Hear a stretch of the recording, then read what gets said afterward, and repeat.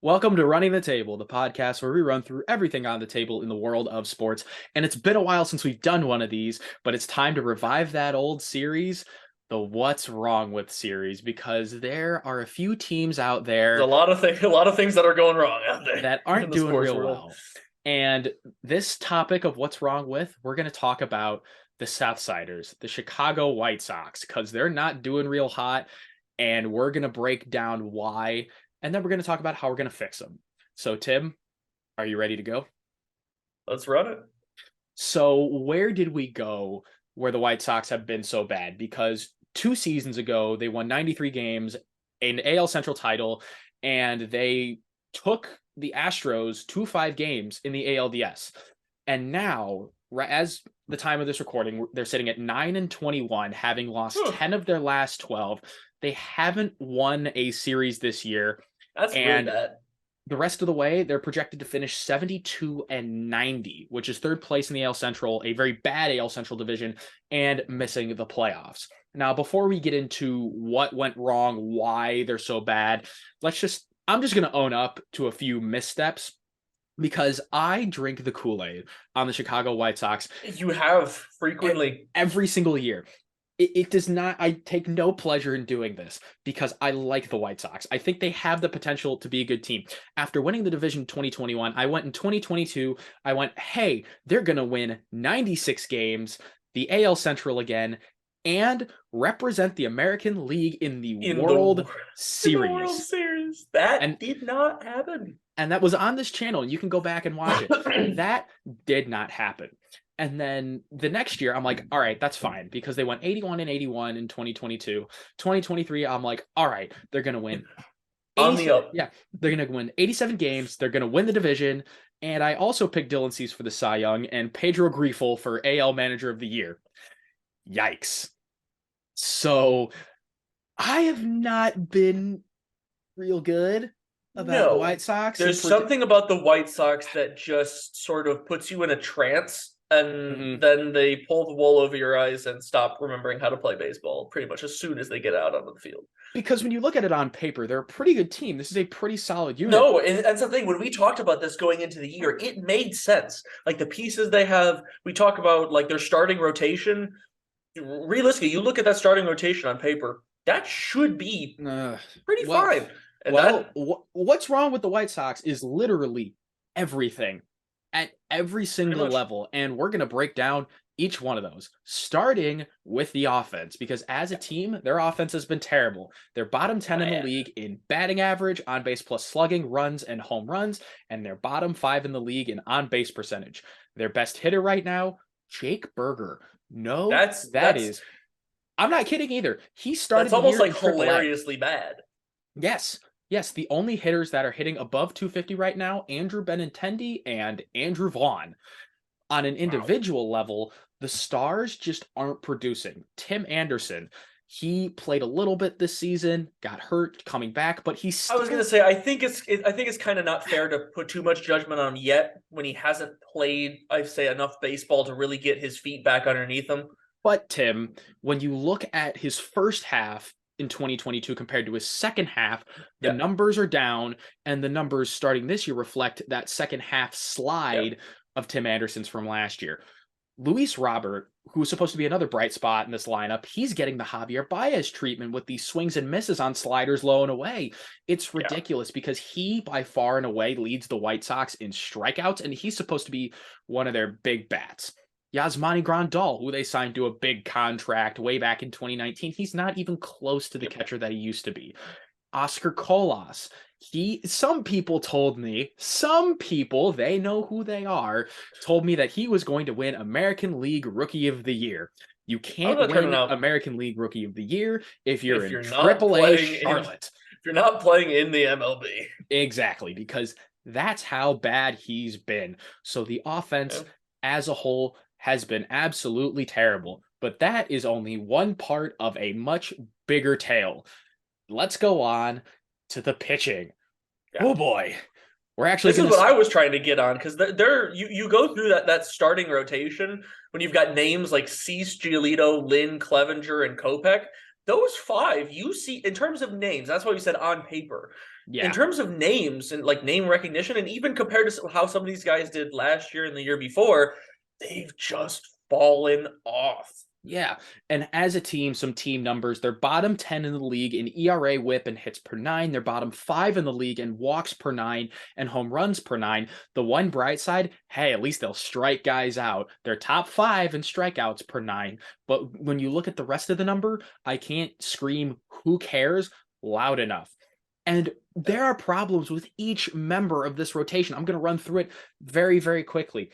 Dylan Cease, I picked him to win AL Cy Young, and he started the year like it with his first 2 starts, but he's Yeah, and then progressively it's just gotten been worse downhill. and worse and worse. He's always struggled with the walks, and in each outing, his hits and runs have gone up, and his strikeouts have gone down. The White Sox need Dylan Cease to be the ace, and he has not been that, because Lucas Giolito has actually been the best White Sox starter recently. Yeah.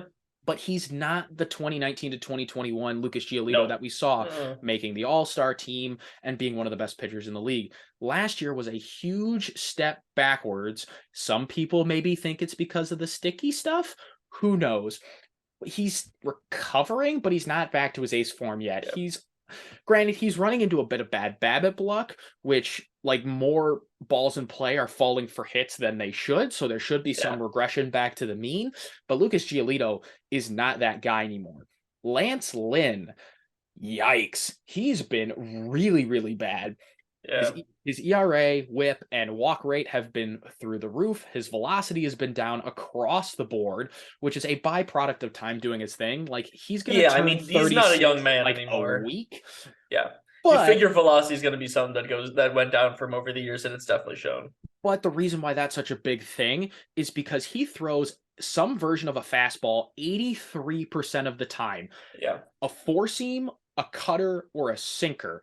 And when the velo is down, the pitches kind of start to blend and you can't get away with the same stuff that you used to be able to Oh, when you're for sitting sure. like 94, 95. Now you're down to like 91, 92. That Yeah. those miles an hour, they make the difference. And then he starts to get crushed. Yeah.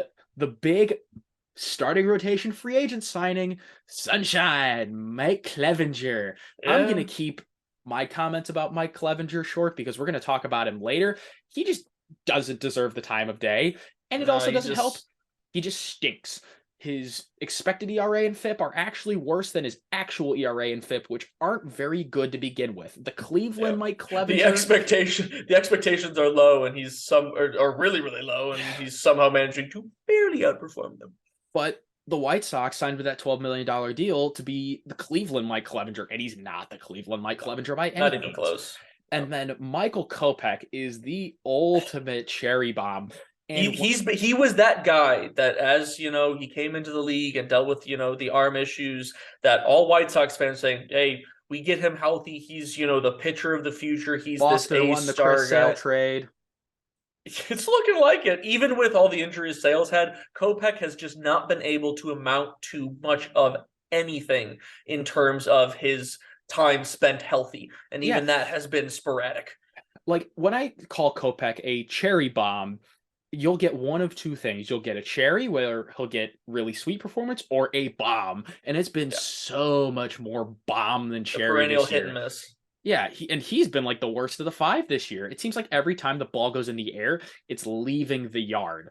His last outing was actually surprisingly good, but then again, cherry bomb. Yeah. It's good enough to keep what's him the in the next one going to look rotation, like? Yeah. but you're still walking on pins and needles. And that's just a starting rotation. That's not even getting into relievers, which Rick Hahn boasted about this bullpen, how it's going to be so good, and they invested so much into it. They are dead last in the league in ERA, whip, hits per nine, and home runs per nine. And they are second to last in walks per nine. Like the starters, they're in the top 5 in strikeouts per nine. And again, who cares? Yeah. Who cares? If every time the ball is getting put into play, it's not an out, then the strikeouts per nine really doesn't matter because you're not striking out everyone. Exactly. Like, if you look at the individual, because Liam Hendricks has been sorely missed, and I'm sure that once he comes back, then the problems. I hope he gets right back to where he was in terms of being an elite closer. I think I believe he will. Yeah, it's just I a matter really of think he time. will. The faster Liam Hendricks is 100% and closing games, the better the entire bullpen will be. But Yeah. the rest of it just isn't good. Ronaldo Lopez, in a month's time, managed to earn and lose the closer job. It was an experiment, and it was a massive fail. Aaron Bummer, Wow. definitely not the solution. He's just dust in the wind He's with an been a bummer. ERA north of 9. Jimmy Lambert, he's on the roster because it's that bad. They just DFA Jake Diekman, which, hey, thanks for Reese McGuire. We'll take him. Like, Red Sox know. We know this one. Jake Diekman's bad. And it's been so bad that they brought back Alex Colome, who was their closer in 2019 to 2020. And then he flopped with the Twins, flopped with the Rockies, and flopped with the Nationals. Hey, can you throw innings for us and not suck? No, you still do suck. Doesn't matter. Come on board. His one. Colomé is like the failed version of Thanos, where he has also been failing, but he goes to the White Sox. Where's your failure brought you back to me? Yep. One appearance, one blown save. The Alex Colome way. And that. And like, not only has the entire roster been bad, it's been a durability thing. What good is all this Yeah. talent on paper if you can't stay healthy? And that's kind of been a problem that the White Sox have dealt with over the last few years because guys like Tim Anderson, Eloy Jimenez, Luis Robert, Andrew Benintendi, Yasmani Grandal, Yoan The list Moncada, goes on. Romy Gonzalez, they've all missed time this season. And some It's of them significant time. Yoan Moncada, his back soreness has kept him out 3 weeks.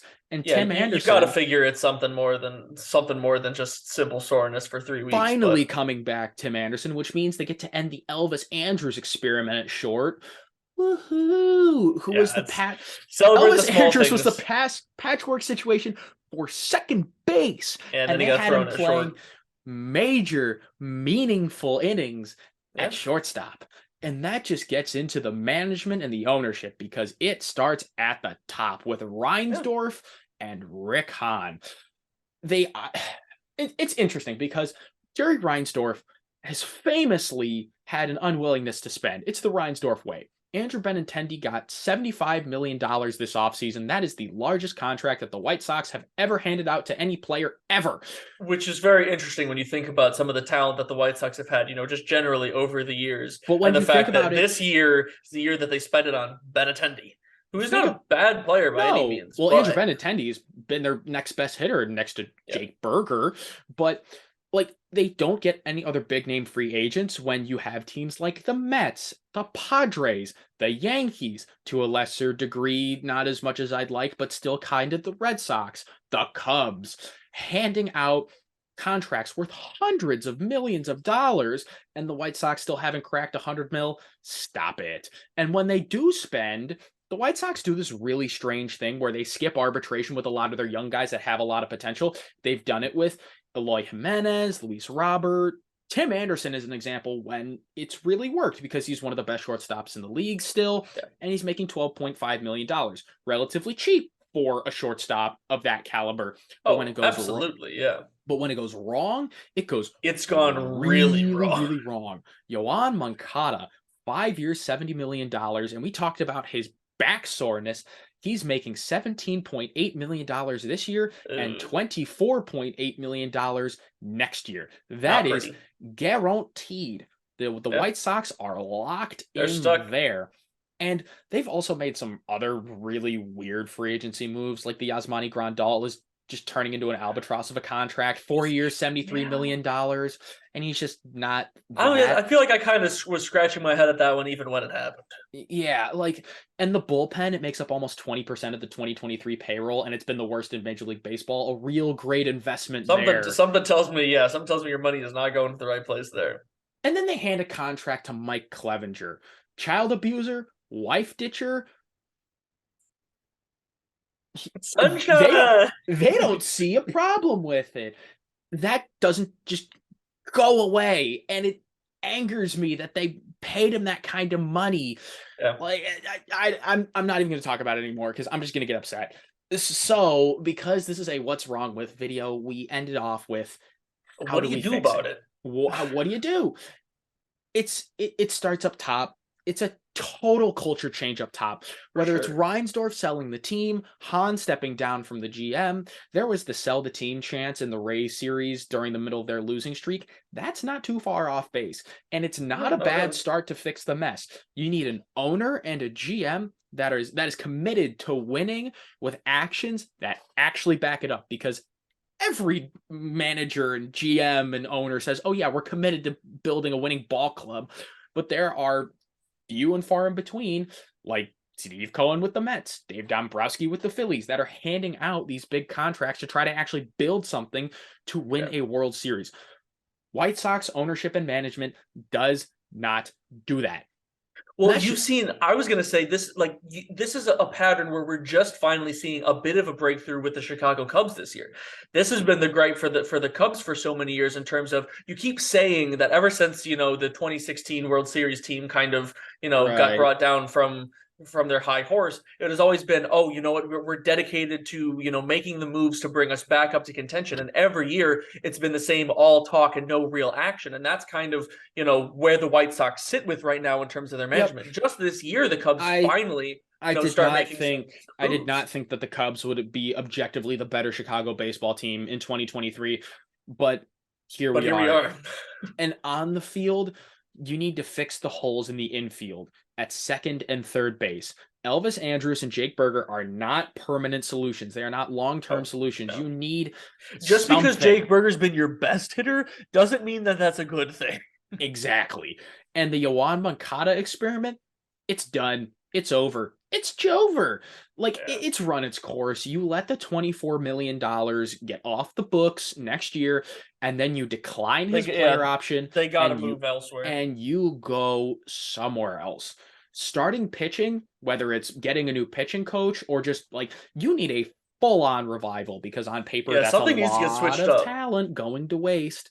Yeah. And in the bullpen, just get Liam Hendricks back, because I think across the board, he just won't let this slide. He's a competitor. He wants to win. For He sure. takes losing very hard. And just having him back in the locker room, I think will Just, just, it's going to be a big it'll effect on the make, team for sure. it'll make a huge difference, because he's going to snap them right back into He's shape. just that kind of guy. He's that kind Mm-hmm. of leader in terms of, your lead by example, and talk about a guy who's obviously been through a lot, not only on and off the field, but in terms of just being around, a team Mm-hmm. like this long enough to know what it takes. And he'll get guys back on the right page to a certain extent. But I mean, you're talking about Overall, one guy trying to save a whole franchise. So yeah, overall, the White Sox are just a freaking mess, and it's going to take a lot of duct tape and super glue to patch this thing back up, and even that might not work. But that's all we got for our What's Wrong with Chicago White Sox video. Maybe this will relieve some of the anger and frustration from Southside, from the White Sox fans, because we hear you. Trust me, we do. we do. And so does I'm Jerry not Reinsdorf. necessarily that bothered by it as a I Cubs am. fan myself. Yeah, the Northsiders love it. Me, I want to see Fantastic. this team do well. So, I mean, yes, I still want to see them do well. I'm not the kind of Cubs fan where I'm just like, against everything with them, right. because I grew up watching both teams, and I would like, there's a couple of guys on those teams like a Liam Hendricks that I really do like, and I would like Mm-hmm. to see them succeed, because I like when that rivalry is, an intense, both teams good battling it out type rivalry. But Right. yeah, something right now is not working with the franchise, and they've got to make some serious changes if they want to bring themselves back to contention sometime soon. Absolutely. If you want to watch our other stuff, we have lots of Major League Baseball content, lots of NFL content, college basketball, just a lot of stuff here in general. Our other What's Wrong With videos, we've done a ton of those. So if you want more from us, like and subscribe. And until next time, we out. White Sox versus A's in a 15-game series. Who wins? Not the fans.